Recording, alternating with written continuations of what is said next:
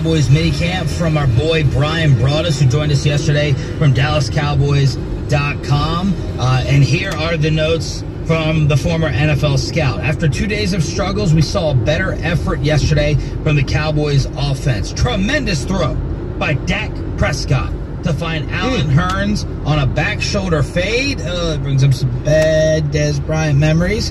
Prescott read Byron Jones playing coverage underneath, put the ball in a perfect spot for Hurns to grab high into the outside. Jones didn't have a chance on the play due to how well the pass was thrown.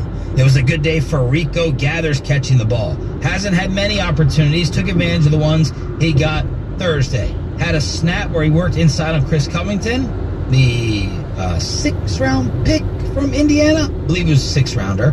And Rico was able to use his power to push off. Covington had trouble dealing with it. There was some separation on the play, and Mike White brought us an RJ's boy. The rookie quarterback hit him right in the hands for the completion. It was crazy to watch Cheeto Awuzie stay with Tavon Austin in coverage on the goal line.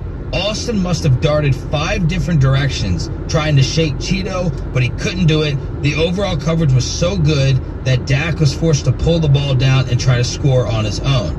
I believe Jeff Heath is taking over the role of the safety that's handling tight ends in the passing game. Remember, that was a role that Byron Jones had the last couple of years.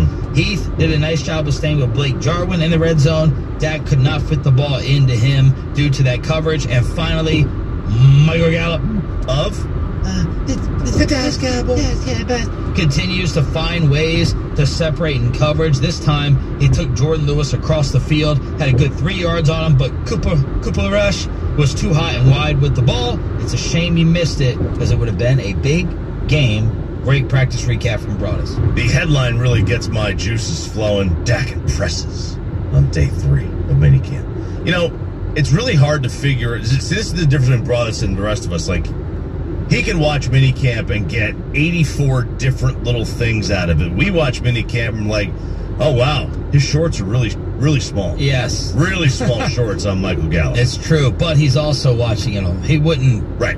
Broaddus wouldn't write. I don't think he'd feel comfortable writing a practice recap until after he watched the tape. Yeah, watch the tape. Started the film. Yeah, absolutely. But that's that's just the insider info that Broaddus is able to get by being up there and working up there, and it's a terrific. It's required reading. It is these practice recaps. David Irving started to open up a little bit yesterday. This from David Hellman, DallasCowboys.com. I can't get into too much detail about the drama. I just know that it's behind me. By the time the season starts, I won't be dealing with any of this BS anymore. I'll move through it. I'm here just to focus on football. Hell, win some games. I understand I haven't been around. There's questions in the air and all this controversy. Like I said on Instagram, just let me get on the field, then y'all can talk to me about that. He said the situation with the ex-girlfriend is embarrassing, but he said I tried to stay with her because we were high school sweethearts. We had a kid together, but it is what it is. I'm not worried about any of the domestic violence stuff. The stuff I've been dealing with has nothing to do with that at all. It's the least of my worries. He did say he was recently granted full custody of his daughter, and he has to make a lot of changes. My whole life basically changed this offseason, quickly, all at once, in a lot of different aspects, but hell, I've got to change, and I have been doing it. He says he plans to lose. Man, David Irving looks a little beefy in these pictures. Beefy. Have you seen him? A little, yeah. It looked not. It's not something like we would. So we kind of poke fun at Zeke every now and then. Yeah. And Romo we did, but David Irving just like, I would even argue in the past, David Irving looked like a little too lean.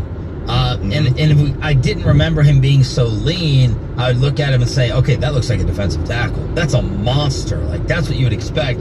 But he's planning to lose 15 to 20 pounds in the next 6 weeks.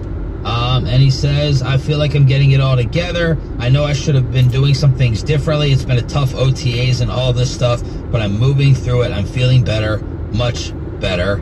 And there's David Irving starting to talk a little bit. When a guy like Zeke puts on even 5 pounds, because he's not big, he's not tall, he's not 6'5". Saw Zeke eating hot dogs in the locker room of the Dirt game, and then his jersey was untucked.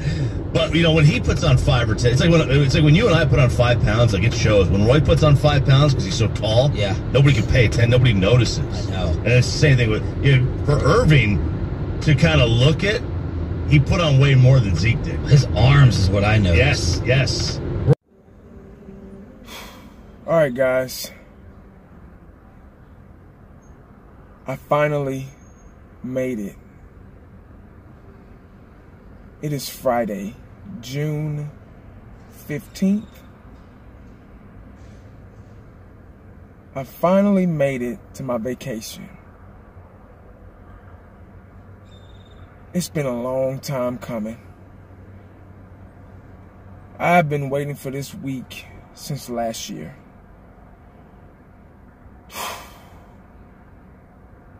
It hasn't sunk in yet. It probably won't sink in until I get off.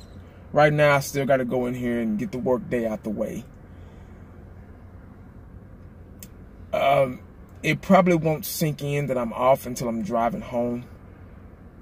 And I'm happy. I'm very excited. Because I don't have to come in this bitch for a week. For 9 days. But I got to move. So, I'm kind of be working a little bit, you know, packing and boxing stuff up. But I am hiring movers. So they're going to do all the lifting and transporting and all that stuff. I'm not doing it. I'm just pointing and directing. That's what they're for. That's their job. So, just getting mentally ready for that. You know, reality is starting to set in, you know. The house I'm in now, it's empty, and it's the memories that we made there is starting to sink in. You know, like wow, we were there for what? Hey, I'll text you and let you know if they're gonna be done early. Almost. All right, we were there for almost 4 or 5 years, and. My son was a little sad at first, but, you know, he got the feel of the new house and everything. And he was like, oh, okay, I'm excited now, you know. But anyway, enough of that. Y'all just heard, that was a little footage on the Cowboys, the last day of their minicamp. I'm not too fond of minicamp. Y'all know that. They were talking about how good Cheeto was and how good Dak Prescott was and Rico Gathers, and which is a good thing, you know.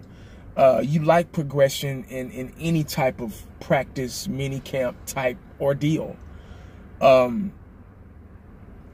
It's kind of hard to be excited about it though, because they're not in pads. When you play football, when you play the game of football, you're in full pads. You're not on the field in the Super Bowl in shorts and cleats and t-shirt prancing around.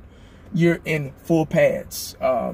You know, these guys had helmets and cleats on, so at most. And now footwork, agility, and things like that, and learning the playbook, that's a good thing. You know, that's pretty much what minicamp is all about.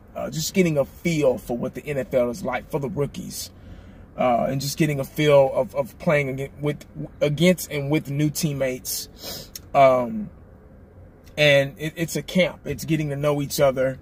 Basically, getting to know the next player, getting NFL disciplined if you're a rookie, and getting back disciplined too if you're a first, second, third year guy.